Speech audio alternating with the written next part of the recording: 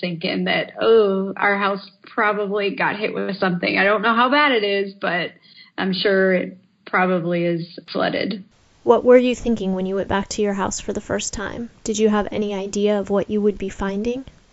Well, Pete went back first, so I'll let him share his thoughts. Yeah, I went back the first day that they were allowing people back. The National Guard was there, and they were checking licenses. You had to be a resident to even cross over to the bridge that led to Long Beach. And so I was like, okay, let's see what this is all about. And I remember just seeing the amount of sand that had filled the streets. And as I was approaching our house on a road that was very familiar, there were a lot of things that made it obvious that big sand dunes in the middle of residential streets where the ocean had just come up and deposited a ridiculous amount of sand, or things that were, businesses that you could just kind of see in and see that all of the goods were scattered across the floor. And so as I drove, it became clearer and clearer that what I was going to find might be shocking. And so I got to the house and I parked, and I could see the line going across about 5 feet up on the house of where the high water mark for the ocean. So I was like, wow. I said, this is serious. There were also some children's, like a slide, and some other like children's play structure things that were in our front yard that didn't belong to us, and some big tree planters. And I learned later, or figured out later, that they had just been picked up by the ocean and just happened to be deposited in our front yard. When I opened the door, it was actually strange because everything was familiar. I mean, it was all our stuff as we had left it. And it wasn't until I really started looking around that it started to strike me that all these things were, soaked with ocean water. And some of the furniture, had floated up. It was overturned. But there were a lot of things that looked like, oh, this is okay. But then when you reached out and you touched it or you examined it more carefully, you realized that things were in really bad shape. And I remember I went to the fridge and I opened the fridge, and the drawers at the bottom of the fridge that are used for produce were filled still with ocean water. And the stove, when I opened it, still was filled with water. So, yeah, it quickly became clear that there was a lot that was going to have to be done before we could even dream about our lives going back to normal. Just the scope of what we needed to do or what needed to be done before we'd be able to call this house home again was incredible. Yeah. Yeah, I think I remember when Pete came back that morning, it's very weird, the thing I noticed on his car tires that they were very muddy, and I was like, oh no, what is he going to say? What is he going to say? What did he see? What happened? And then he ended up taking pictures. So at least I got to see pictures first before actually going into the house and seeing it in real life.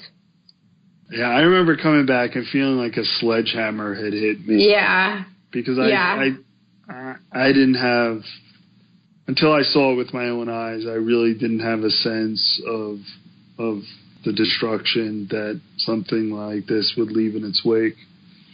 And you were very quiet too. It was like I was trying to be like, so what was it like? Like, what happened? And you didn't say all that much, and it was like, okay, this is not good.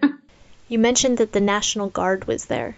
Were there other groups that were there helping, or how long did it take for there to be support or aid effort from outside that came in? A lot quicker than we're seeing in Puerto Rico.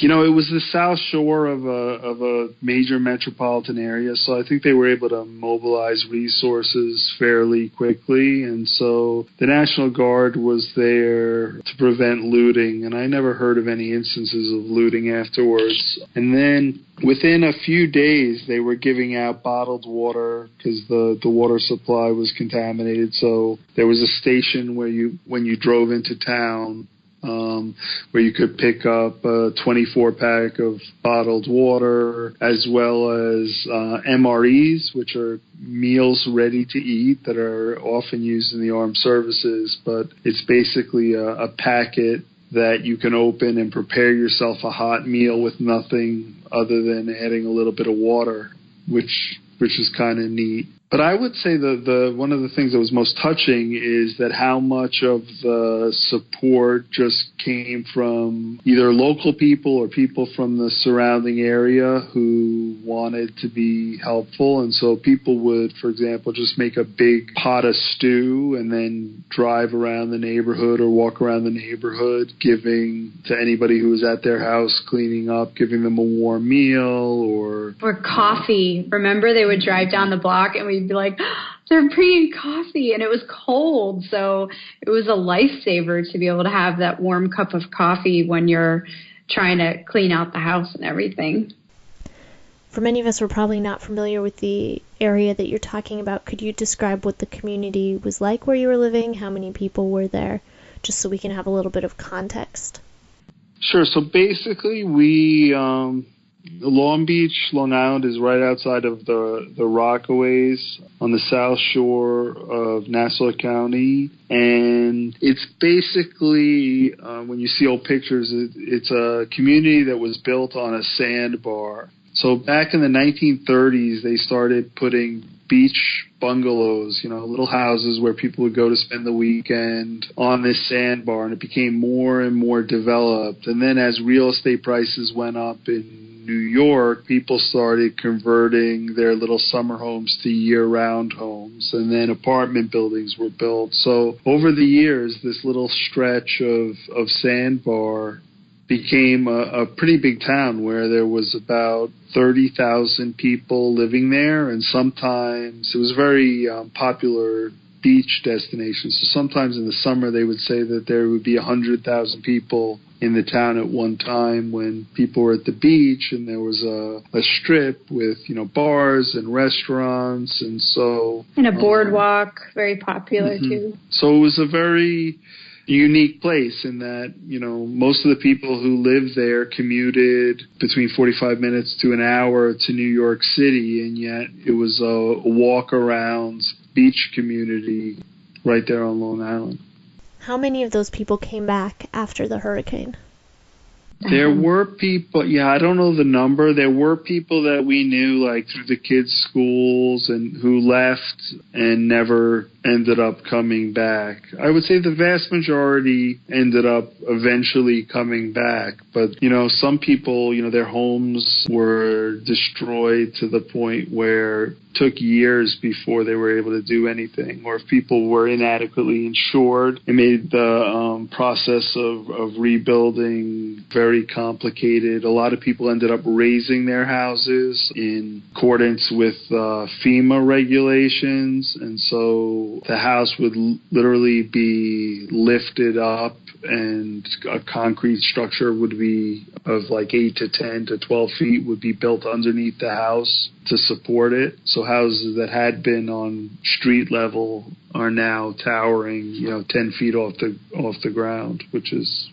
And we never went through that process, but talking with neighbors about the process of raising their house, and like I said, we personally don't have the experience of what that was like with the red tape and dealing with FEMA. But a lot of neighbors, one of our neighbors, I think within the last year, finally had her house demolished, and the storm was almost 5 years ago.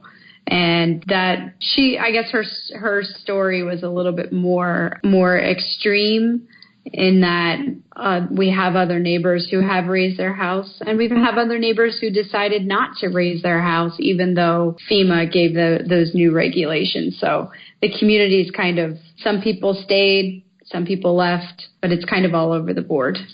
In the bio, Pete mentioned that when you were going back to your house, the two of you were sort of laughing and joking, whereas some of your neighbors were much more somber and had a different reaction.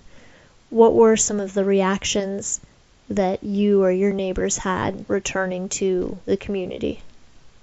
People were really upset. I mean, people were really sad. And it's not that we weren't sad.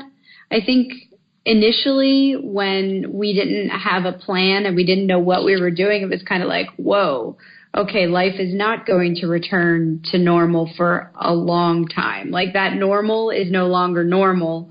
Or the normal is no longer available. We have to create a new normal.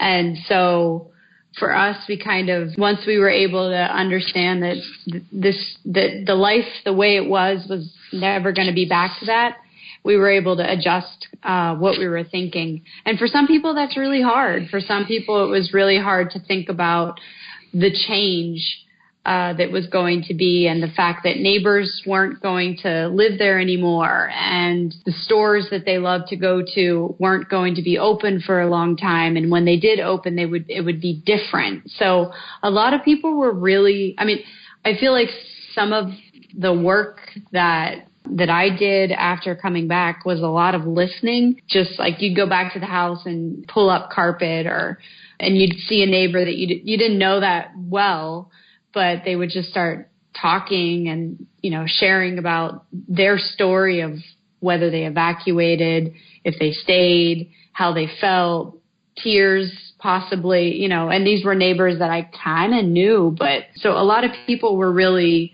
feeling the emotion strongly, especially the days right after, like the first 2 weeks.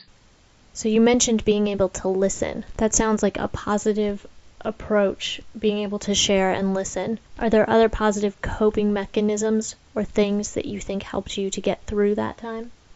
I think people who were able to shift their focus from the big picture, which was completely unmanageable, and instead focus on the next step, ended up coping a little bit better than others. For example, how I'm going to get my house habitable again is too big for me to think about, but this rug is wet and ruined. I need to cut it out of cut it off the floor and throw it out into the street so it can be collected with the rest of the garbage. That's manageable. I can do that. And so, every day you couldn't stay in the house, but for the first, week or two, you'd go to the house and you would just keep yourself busy doing some of the things that clearly needed to be done. And step by step, what needed to be done next revealed itself. So that kind of made it a little bit more manageable. Mm-hmm, I agree. A couple of times you've mentioned going back and forth to the house as you were cleaning things up. How did you do that with your job and your kids and everything else? How did you manage? Well, I think, like I was saying before, the power was out for the first at least 8 or 9 days after. So nobody was really working. Everyone was waiting in lines for gas or just trying to keep warm. So that was one thing. The city was kind of crippled in that way. Well, I shouldn't say the whole city. I know that there were parts that were largely affected without power.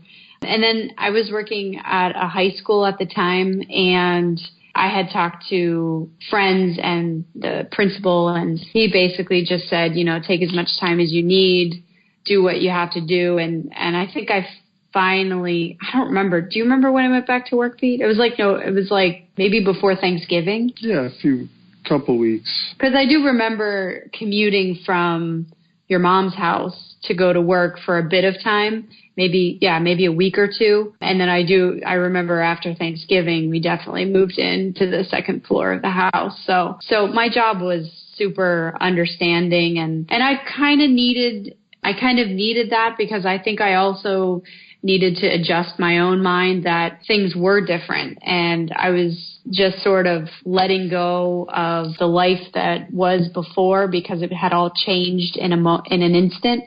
And so it was really helpful for me to be able to have that space to, like Pete said, do one thing at a time with the house and move along in the process one piece at a time without having to go to work and explain it to everybody and talk about it. And it was almost like I got to work and it was like, yep, this happened. I'm not sure I really want to talk about it. Like, I want to distract a little bit from this kind of disaster that is